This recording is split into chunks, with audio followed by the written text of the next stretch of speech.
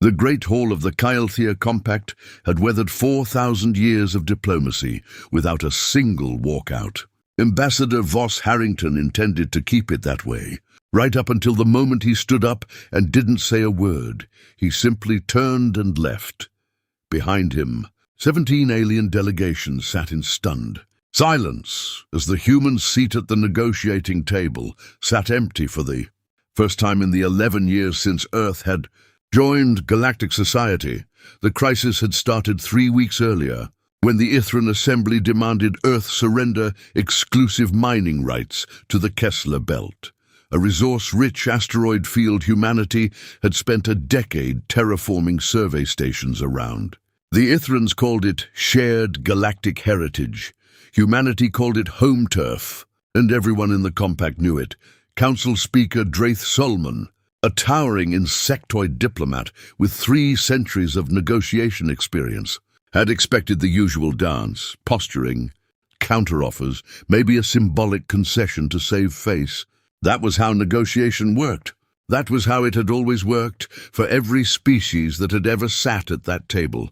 Instead, the human delegation, led by Ambassador Harrington, a soft-spoken former army colonel turned diplomat with silver at his temples and steel in his eyes, listened to the Ithran demands, exchanged a glance with his aide, Colonel Rebecca Lindqvist, and simply stood.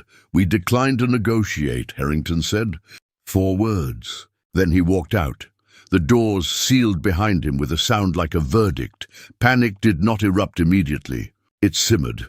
Within hours, the council chamber's comm channels lit up with frantic queries from a dozen species who had never seen a member world simply refuse the process. The Ithrans filed a formal protest. The Vakari trade envoys began quietly recalculating shipping routes through human space, just in case.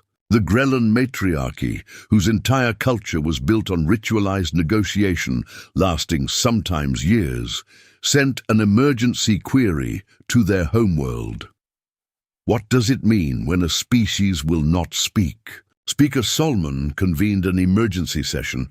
He'd built his career on reading the subtle language of alien diplomacy, the tilt of a Vakari crest, the pheromone shifts of a Grellan negotiator. Humans, he'd learned, were harder to read. They smiled when angry. They joked before crying. But this wasn't subtlety.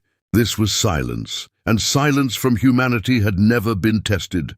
"Send a formal inquiry," Solomon ordered his aide, a young Ithran named Korvai. "Ask them what they require to return to the table." The response came back in less than an hour, delivered not through diplomatic channels, but through the human public news feed, visible to every species with an extranet connection. It was a single sentence from Ambassador Harrington, recorded from what looked like a rooftop in Chicago at sunset.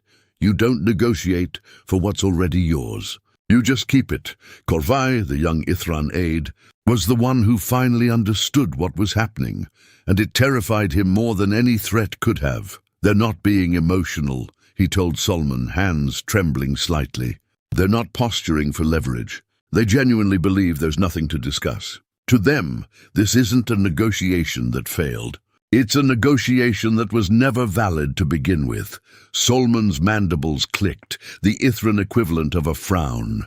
"Every species negotiates. It is the foundation of the compact. Even the Threshers negotiated before."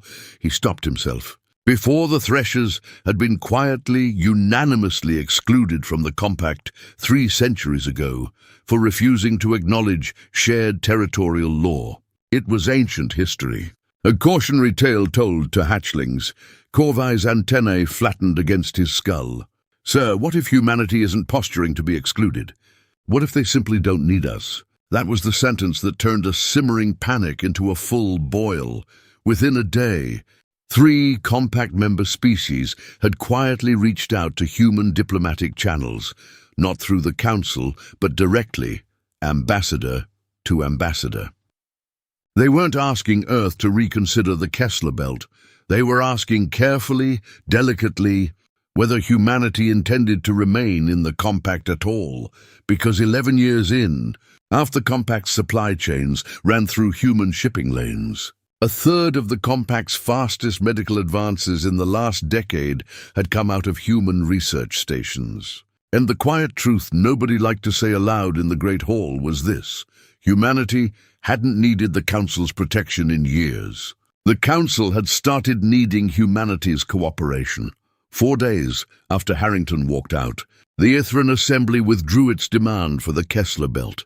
Quietly, no fanfare, no formal announcement, just a revised agenda item that simply omitted the topic entirely, as though it had never been raised. Speaker Solomon requested a private audience with Ambassador Harrington. Not a council session, just the two of them, in a small side chamber with a window overlooking the docking spires. "You understand what you risked," Solomon said. "Isolation, sanctions, war even." Harrington considered this for a long moment, looking out at the ships, human, Ithran, Vakari, Grellan, 100 flags moving in careful, practiced harmony above the station. "With respect, Speaker," he said finally, "we didn't refuse to talk because we wanted a fight. We refused because you asked us to hand over something that was never yours to ask for. There's a difference between diplomacy and being asked to negotiate away what belongs to you, as if that's just how things are done." He turned to face the old insectoid diplomat directly. "Humanity's happy to sit at that table every single day. We'll trade, we'll build, we'll help carry the weight of this whole compact if that's what's needed. But we won't negotiate our own front door. Not because we're strong enough to refuse, though we are, but because some things were never up for discussion in the first place." Solomon said nothing for a long time.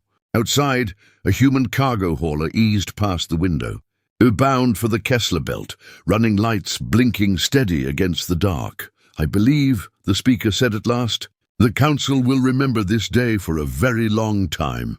Harrington allowed himself a small, tired smile. "Good," he said. "Make sure you do."